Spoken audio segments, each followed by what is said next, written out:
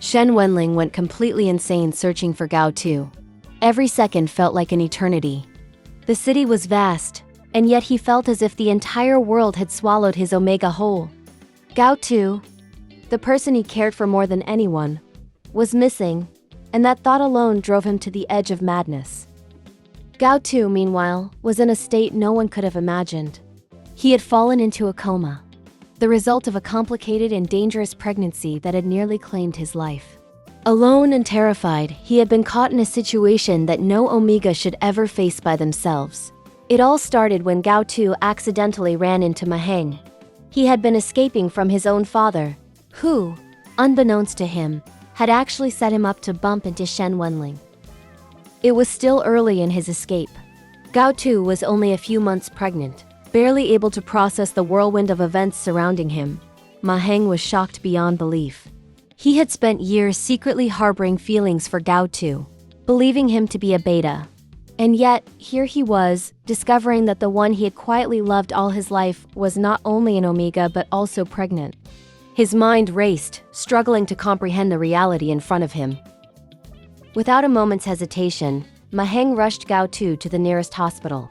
Gao Tu's condition was deteriorating rapidly. Normally, an omega like him shouldn't have even been able to conceive the first time. But due to the extraordinary circumstances being in heat during his rut, coupled with unusually high compatibility with his alpha, the impossible had happened. Gao Tu had also been on suppressant medications and pheromone blocker injections for years. Pregnant, without the calming presence of an alpha, he was at extreme risk. In the hospital, the situation was dire. Gao Tu's pheromone glands were swollen and red, his heart stopped multiple times, and the doctors worked frantically for hours to keep him alive. 4 hours of intensive medical effort finally stabilized him. They performed surgery on his pheromone glands, implanting a blocker at the back of his neck to prevent his body from releasing excessive pheromones, a life-saving measure. Miraculously, the baby survived and remained healthy. The doctors, however, noticed something crucial. Gao Tu urgently needed the soothing pheromones of an alpha, ideally the child's father, to stabilize his health. They tested his pheromone compatibility with Ma Heng, and the results were astonishing. Over 65%, meeting the standard for pheromone donation. It was enough for Ma Heng to become his volunteer alpha. For 14 days, Ma Heng provided his calming pheromones, helping Gao Tu recover enough to leave the hospital. Even after his discharge, the danger wasn't over. A week later, Gao Tu's sister reached out, warning him that Shen Wenlang was still searching. The fear that had driven Gao Tu to escape once again took hold. With Ma Heng's help, he fled yet another time. Shen Wenlang, unaware of the details, had arrived at Gao Tu's old apartment just as Gao Tu had slipped away, having changed his pheromone patch. His sister let Shen Wenlang in, and though he caught only the faintest trace of Gao Tu's scent, it was enough to confirm he had been there. Shen Wenlang's obsession spiraled. He purchased tens of thousands of advertisements across 3 cities, broadcasting Gao Tu's face everywhere. People whispered behind his back, "Is this really for an old classmate or subordinate? Isn't this a bit extreme?" But Shen Wenlang didn't care. The world could gossip all it wanted. He needed to find his omega.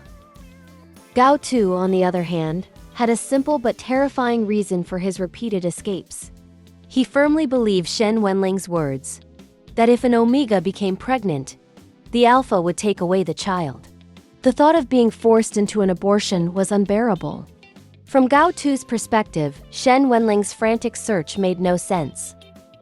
He had been tricked once by his own father into meeting Shen Wenlang, and that betrayal left him feeling violated. For an omega, being exposed to an alpha's pheromones without consent was overwhelming, impossible to resist. His fear was real, and he refused to meet Shen Wenlang again. Misunderstandings ran deeper than either of them could imagine. Meanwhile, Shen Wenlang's own body was betraying him. Entering rut, craving his mate like never before, he missed Gao Tu with a desperate intensity. He found himself scrolling through old WeChat messages, re-watching a video Gao Tu had sent long ago. It was simple Gao Tu in his dressing room, helping pack clothes, asking, Does this one look good, Mr. Shen? But Shen Wenlang watched it hundreds of times, holding on to every detail, every movement, every nuance of the Omega he longed to see again. Desperation drove Shen Wenlang further. He called Gao Tu's father, asking if he had heard anything from his son. The father, always calculating, feigned ignorance. "No, Mr. Shen," he said. "But thank you for saving his life. And for the money. If I hear anything about Gao Tu, I will tell you immediately. Trust me, if I find him, he'll be yours." Shen Wenlang knew the man. Deep down, he knew what kind of person Gao Tu's father was, yet he clung to any chance of seeing his Omega again. He spread missing person notices, tried to access hospital records, and pieced together any clue he could find. Eventually, he learned that Gao Tu had been critically ill but survived. With the help of another alpha, the doctor told him, he has an alpha by his side now. Very good looking, very caring. Their compatibility is high. The soothing pheromones are helping him. Don't worry, Mr. Shen. With this alpha, he shouldn't face life-threatening risks again. Those words hit Shen Wenlang like a storm. What do you mean whether he wants the child or not? He muttered to himself. What do you mean as long as that alpha is there? He couldn't accept it. That child, that Omega, it should be his.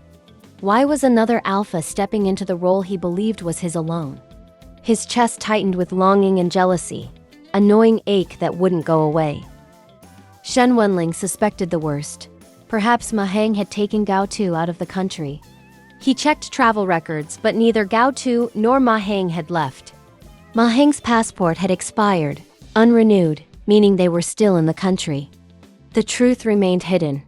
Gao Tu's father, however, had orchestrated their secret escape, manipulating events to ensure his son's safety while keeping Shen Wenlang in the dark.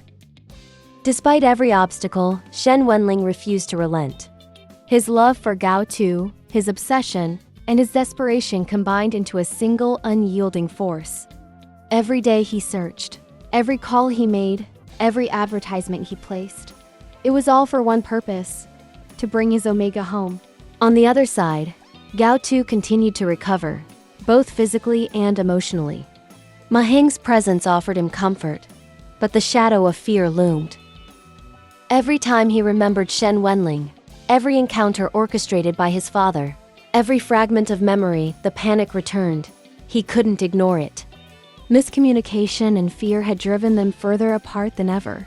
Yet the bond they shared remained unbroken, hidden beneath layers of misunderstanding. As Shen Wenlang expanded his search, the stakes became higher. Missing person notices, public announcements, and online campaigns consumed his days. Friends, colleagues, and strangers alike whispered about the intensity of his search. "Is it really just for an old classmate or subordinate?" they asked. "Isn't this a bit extreme?" But Shen Wenlang didn't care. Every ounce of his being focused on finding Gao Tu. And as Shen Wenlang continued his relentless search, Gao Tu's journey of survival unfolded a story of pain, resilience, and the undeniable pull of love that neither distance, fear, nor circumstance could sever. Don't hit that like button to show your support. Subscribe and turn on notifications so you don't miss the next chapter of their story.